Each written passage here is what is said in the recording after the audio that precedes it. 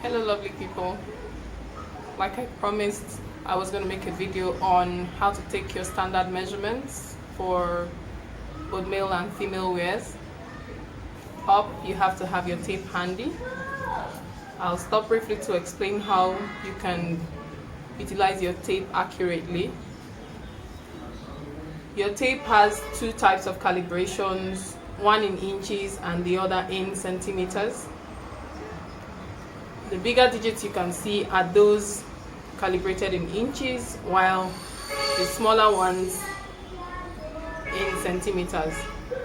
So the entire tape is 60 inches long, as you can see. Exactly. So your measurement stops at 60. Good.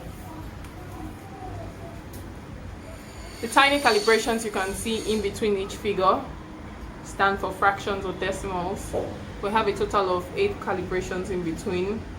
So if you divide that, you have 1/8, 1/4, 3/8, half, 5/8, 3/4, 7/8, and the next whole number. You can also do those fractions and convert them into decimals. So whatever the case is, when you get your divisions, when you're working on patterns, you can definitely find every single figure you need to work with on your tape. So I'll go straight to the deal of the day. I'll take the measurements so you can see how it's done. This is a fine girl today. Hello. Hi. Okay, so let's get started. So the first measurement we'll be taking, can you come a bit closer, will be the shoulder measurement. Sorry, your hair is a bit in the way. So what you're looking out for when taking this measurement is the bone on the shoulder. So for a single individual, this particular measurement could vary. So if I want to create a sleeveless dress, I will take the inner part of the shoulder bones.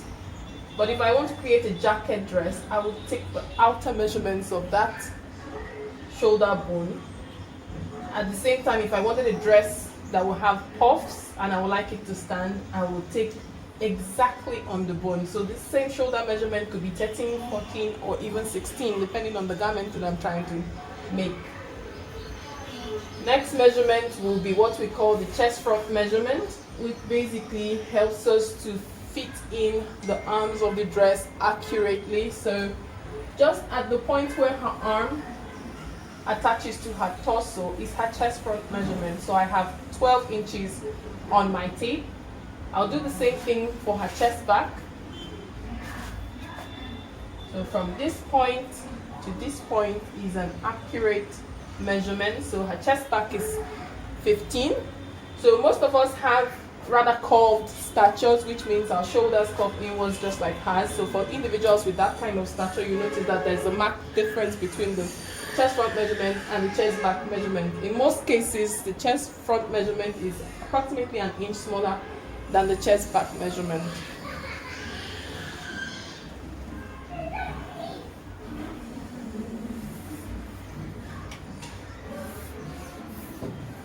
So the next measurement we'll be taking is our bust measurement.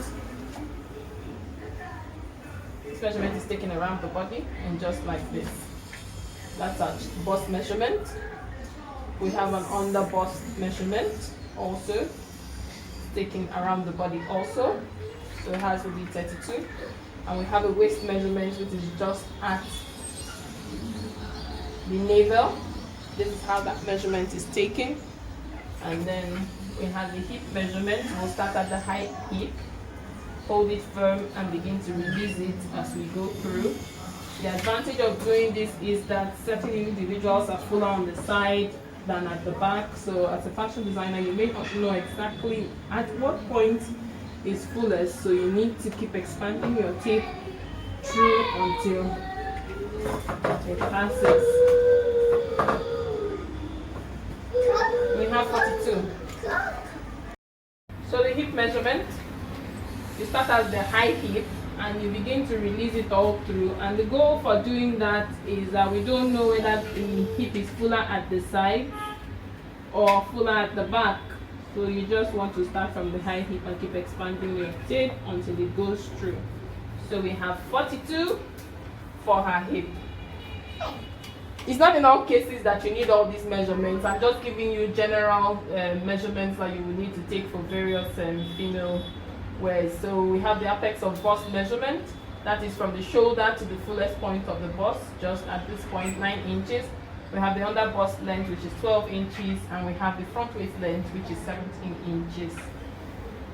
Additionally, we have our arm side measurement or armhole measurement, taking all the way around the shoulder from the underarm for height 18 inches. Then we have our bicep measurement around the arm, the fullest part of the arm, for how we have 13 inches. And if we were to make a long sleeve shirt or long sleeve outfit, you need to take it around the elbow to make sure it's comfortable, and you need to ask the client to flex their elbow to make sure that they don't feel constricted in any way. And the same thing for the wrist, but you want to be careful. You can take a fitted wrist measurement if you have fastenings, if you have a button or a zipper, or if there's an opening. But if there's nothing like that, you can't take a fitted sleeve like this because the wrist will not be able to go through. Sorry, the fingers, the arm, the hand will not be able to go through. So if it's a fitted garment, your measurement will be taken at this point, you see, 9.5, as opposed to 7 inches. So if this was 7 inches that we work to it, it means that she will not be able to wear that garment. So you take the measurement here, 9.5 inches, and she'll be able to fit into that sleeve. For our sleeve length, we'll take it around at the bone, wherever, depending on the type of the garment. Like I explained, you could have different shoulders. So wherever you measured the shoulder from, either on the bone or at the outer side of the bone, is where you will start your sleeve measurement from, and you go over the elbow if it's a long sleeve, and the client has to arc their elbow or bend it a bit in order to create wearing ease. See what will happen when I take this measurement straight. I have 22. Can you see that? But now watch me bend it and see what happens.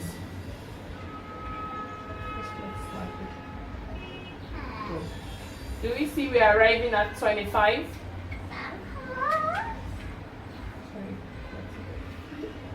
Sorry about that. We're arriving at 24, so 2 extra inches. So it means that if we had taken it straight, by the time she tries to bend her elbow, it will constrict her movement. So for the length, the full length of the dress, we'll take it from that same shoulder point all the way to wherever the garment will be ending. So these are some basic measurements you will be needing for your female wear. Thank you very much, Cherio. Have you seen a model today? So let's take our shoulder measurement. So the same thing we did with the female wear. For men, their measurements are usually done at the outer shoulder, always, almost every time at the outer shoulder. So for him, I'm having 18 inches. It could even go further to 20, depending on how relaxed or free he wants the garment to be. Chest measurement. So usually for men's wear, matured men's wear, there's usually a lot of wearing ease. But well, for younger guys who like it very fitted, you may want to constrict it a bit more. But for matured men, you would usually ensure that a few fingers go in between. So for him, I would say the chest measurement is 26. The same thing happens around the waist. The waistline falls around the navel, so 33. And then for the hem of the garment, we usually take a high hip measurement of, for him, I would say 41 for wearing ease. Another measurement that is very important is the front waist length, because this helps you to situate the chest and the waistline when you're trying to fit the garment. The armhole is also key, or the arm side is also key. For men's wear, their shirts, their senators, you have to make it as relaxed as possible, so 20 is ideal for him. Then we'll also take his bicep, the fullest part of his arm.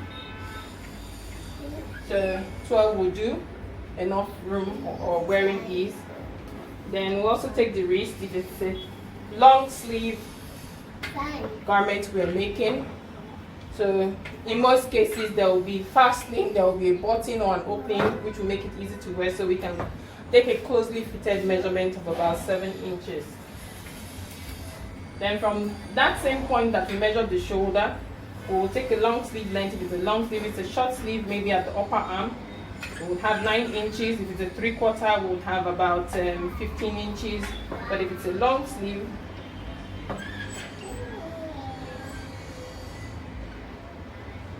we have about 27 inches for that.